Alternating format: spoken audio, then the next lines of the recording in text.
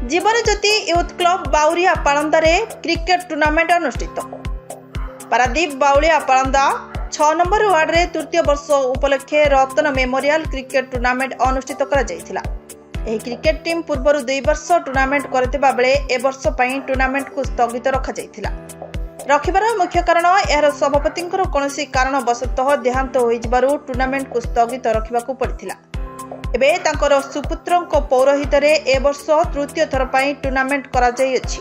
एही टूर्नामेंट रे 8टी टीम भाग नेथिबा बेले टीम रो पूर्वतन सभापति वियोग परे तांकर सुपुत्र तांको बापांक नाम अनुसार रतनक नाम रे टीम रो नाम नामित करा जाय रतन मेमोरियल क्रिकेट टूर्नामेंट करा जाय अछि।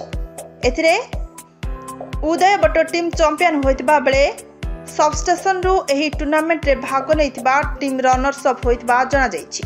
एही टूर्नामेंट रो बाउरिया पालंदा ग्राम रे समस्त आदिवासी माने जोग देइतिबा बेले बहु बुद्धिजीवी मानक भिड़ देखबाकू मिलिथिला। पारादीप रु नाथुराम मंडल को रिपोर्ट प्रतीक्षा न्यूज।